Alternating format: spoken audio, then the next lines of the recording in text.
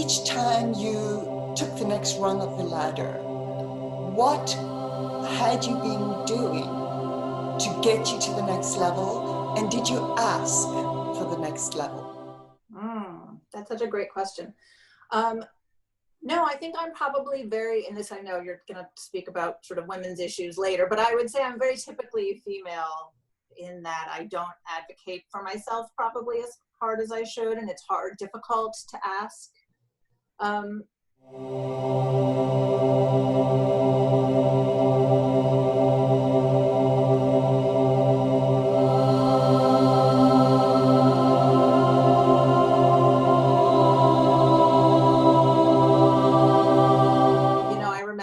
Switching from one job to the next, and I was negotiating salary, and I asked for a $50 a week raise over what I had been getting, and I asked my friend to read the email, and she goes, no, she deleted the email and she wrote this other number, and I was like, oh, you can't ask for a number like that. I mean, it was nothing even looking back, but so those kinds of things. I got it. Oh yeah, in 5 minutes he wrote back, okay. And I go, oh, I get it.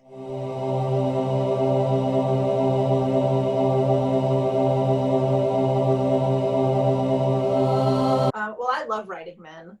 I think probably because the female characters have been so limited for so long that there's something really fun about getting to write men, and just, I don't know, maybe, I guess men have been writing us for millennia, so it's fun to write men. But you know, I think I love writing men because I love, and it's sort of why I love writing Jackie too, because she gets to talk like a man. And I love that. I love the humor. I love the real, I call it ball breaking, you know, that real tough guy banter. I love writing that stuff. It's so fun to me, even though it's not how I exist in my everyday life. But you know, I just wanted to make sure every character had an interior life.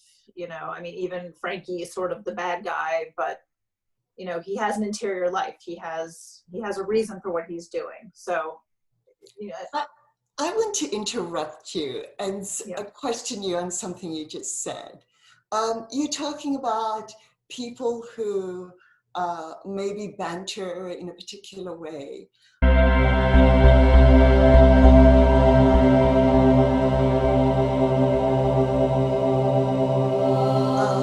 And you use the phrase tough guy or guy-like. And a lot of women who play sports call themselves tomboys, which makes it a male trait by association.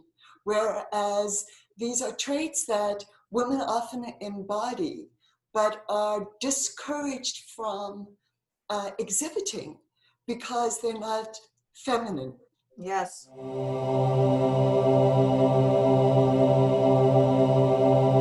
So thank you for challenging me on that, because I don't believe in sort of a monolithic gender.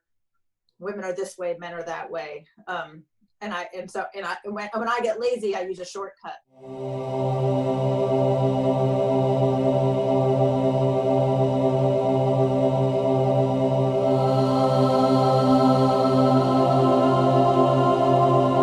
Like a guy, or like like a guy, like a dude, male, but it's not that. And you're right. And there's many women, as you said, and it's not masculine. It's a trait that we all are in possession of and use to various degrees. So thank you.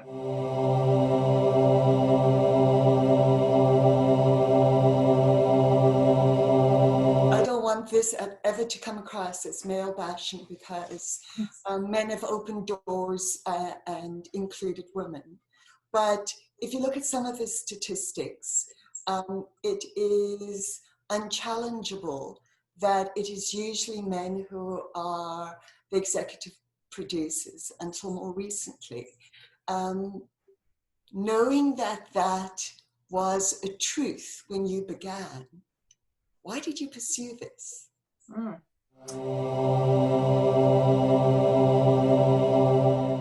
I mentioned earlier that I that I'm not I'm not really a hustler. You know, I don't know that I even pursued it. I mean, I pursued writing. I pursued being on staff. I wrote this as a spec, and I thought it would just be to have my next sample. I really never envisioned when I was writing it that it would ever be on television. I certainly didn't imagine myself running a show. It was really my agents, who are two women, by the way, who said, when I gave them this and I said, this is just a sample, this is just a sample. They said, oh no, we can sell this. So it was really their belief in me that made that happen. So I like to think, you know, in my life, a lot of times my vision for what is possible is limited. And I need to surround myself with people who see a bigger possibility. And I'm lucky that I had, you know, Jerry Bruckheimer Television saw a bigger possibility. My agent saw a bigger possibility. Stars saw a bigger possibility. So I shouldn't listen to my own head when it comes to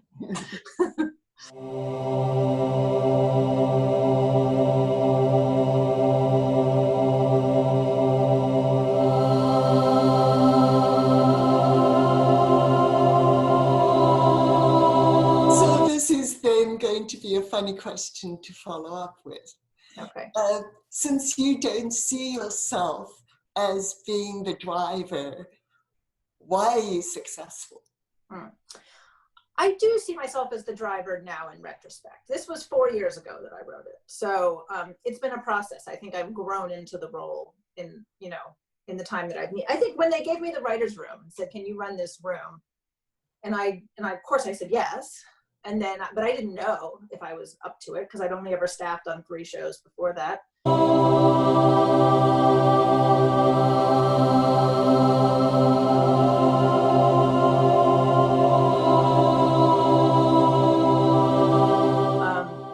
And then it went great. And I could feel that it was going great. And I knew they were happy with the scripts, and I knew they were good scripts.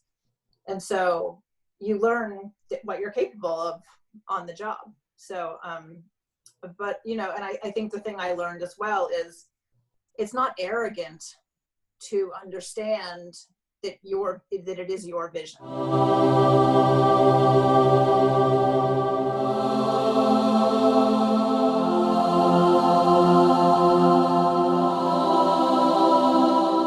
It's not unseemly to insist that people are trying to fulfill your vision. And that is my job, to succinctly explain to people what I'm looking for and have them deliver that to me. And that is the way I serve the project, because it did come from here. So, you know, I'm all for collaboration and I love it, but there's also, and people bring so much to it. I mean, so many of the writers brought so many things. Cast obviously brings a whole other element to it, crew, directors, but ultimately it has to match what that original spark was about and what was important to me. So it's a process learning that role, but I think I've done it. It's very important for people, but also for women and minorities to have the confidence to lead. And I think men and women sometimes shy away from that. What is your leadership style? And can you maybe tell those of us who are more reticent in stepping into that title how to do it? You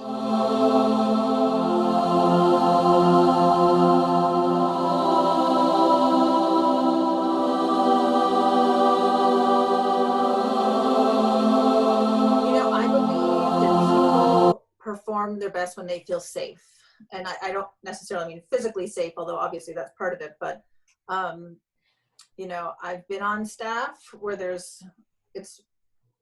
you get yelled at, or, you know, you can be in trouble or whatever it is. And to me, that is not the best method for getting the best creativity out of people. Everybody has to feel that their ideas are heard and that they're in a safe place to share. So I've done my best to always do that. I also think it has to be fun. You have to, I mean, I'm talking specifically about the writer's room, but it has to be fun. It has to be people you want to be with. There's a family element to it. So, you know, there's no reason to be there till 10 o'clock at night. That is the most I don't understand how shows even do that. We all have families to get home to.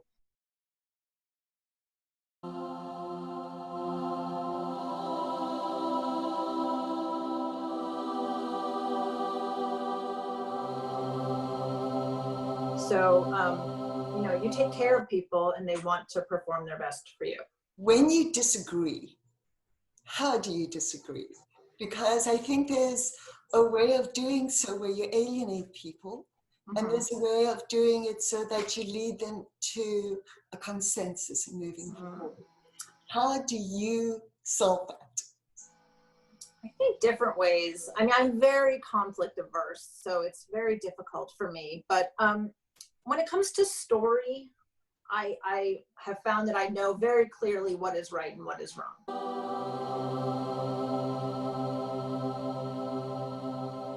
And so I have no problem saying, I don't think that's the story we're trying to tell. I think in areas where I feel less confident, maybe with a director over coverage, or, you know, there's areas where I don't feel as confident, and then it's harder. It's harder for me to know my voice and speak it. So, I'm learning as I go still, you know. Sometimes I have to bring in somebody else who I trust more than myself to talk it out. I like to talk things out. I don't make a snap decision in my brain. I am like, let me get my girls on the phone and like, let's talk this out, and then I'll make a decision. Has anybody ever made you feel less? Oh, sure. In my life, yes. Can you give us an example, and then how you deal with it? Because so often in any business, we tend to cower back when somebody does something that makes us feel diminished. If you could address that and how to move forward in a positive manner. Right. Well, certainly, and I'm not speaking about any one person, but, you know, I've been on staffs of other people's show, and the job is to follow their vision and to serve the show. And it's not about me. And sometimes that's not a good fit. And it feels horrible. And you don't, you know, if you feel like you're not contributing to the level that you know you could, or you feel like you should be able to, that feels bad. I think what I want to say is, you, hopefully as we get older and healthier in our self-esteem, you learn that like other people's opinions are not my business. And just because it doesn't make you a bad writer or a bad person if you're not good at one particular job. I think if you have a long enough career, you've probably been at jobs where you were the star, and you've probably been at jobs where you constantly felt like you weren't measuring up. So the idea is to know in your soul what skills you have, what you're good at, and try and find places where that will shine, and leave the rest behind.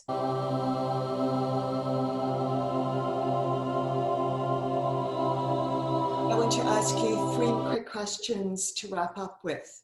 The first one is one that's never asked of men, but it is a reality for women, because statistics show that women are usually the person